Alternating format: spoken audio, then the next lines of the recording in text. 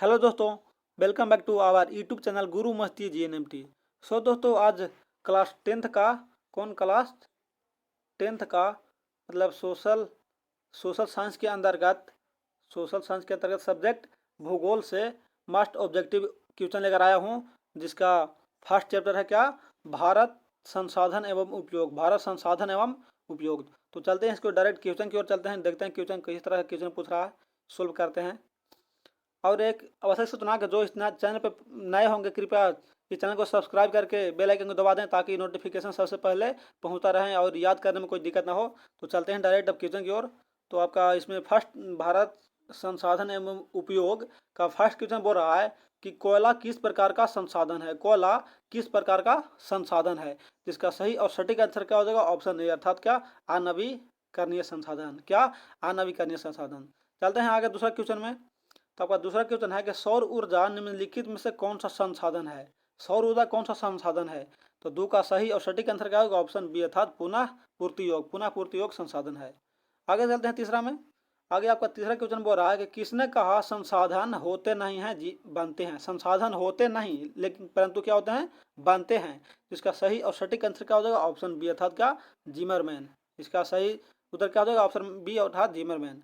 आगे चलते हैं चौथा में। तो आपका चौथा क्वेश्चन बोल रहा है कि राजस्थान में किस संसाधन की कमी है। राजस्थान में कौन सा संसाधन का कमी है। सौर संसाधन, सौर ऊर्जा का, या पवन ऊर्जा का, या जल ऊर्जा का, या पशु ऊर्जा का। तो चार का सही और सटीक आंसर हो जाएगा ऑप्शन सी था, जल ऊर्जा का। राजस्थान में क्या है, मरुस्थल जगह है। कौन सा है, मरुस्थल है, मतलब पानी की वहाँ कमी है। तो आगे चलते हैं पांचवा में। आपका पांचवा क्वेश्चन बोल रहा है कि तट रेखा से कितने किलोमीटर सीमा अपवार्जक आर्थिक क्षेत्र कहलाता है। अपवार्जक या अपवार्जक आर्थिक क्षेत्र कहलाता है। तो पांच का सही और सटीक आंसर हो जाएगा ऑप्शन बी अर्थात कौन, 200 नैनोमीटर। 200 नैनोमीटर। आगे चलते हैं छठा में। आपका छठा क्वेश्चन बोल रहा है कि समुद्री क्षेत्र में राजनैतिक सीमा के किसी क्षेत्र तक राष्ट्रीय संपदा निहित है। तो 6 का सही और सटीक आंसर हो जाएगा ऑप्शन सी अर्थात कितना, 12.2 किलोमीटर। 12.2 किलोमीटर। इसी तरह से आगे चलते हैं रिवीजन मोड में। आगे आपका सातवां क्वेश्चन है, इस तरह से है, थोड़ा सा बड़ा कहते हैं ताकि सही से दिखाई दे, याद करने में कोई दिक्कत ना हो।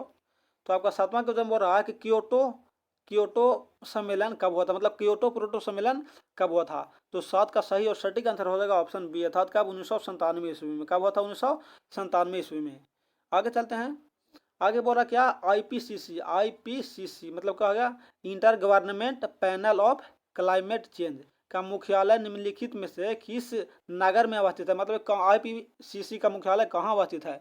तो आठ का सही आंसर क्या हो जाएगा, ऑप्शन बी अर्थात कहाँ, जिनेवा में। आईपीसीसी का मुख्यालय कहाँ स्थित है, तो जिनेवा में स्थित है। आगे चलते हैं। आगे बोला कि small is beautiful. Small is beautiful किसकी रचना है, मतलब इनका इस बुक का लेखक कौन है। तो 9 का सही और सटीक आंसर हो जाएगा ऑप्शन डी अर्थात कौन, सुमेसर। कौन, सुमेसर है। आगे चलते हैं। आगे 10वां बोल रहा है कि किसने कहा था कि हमारे पास पेट भरने के लिए बहुत कुछ है। पेट भरने के लिए बहुत कुछ है परंतु पेटी भरने के लिए नहीं। पेट भरने के लिए तो बहुत कुछ है लेकिन पेटी भरने के लिए नहीं है। तो 10 का सही और सटीक आंसर कौन होगा, ऑप्शन सी अर्थात महात्मा गांधी, जिन्हें भारत को राष्ट्रपिता कहा जाता है।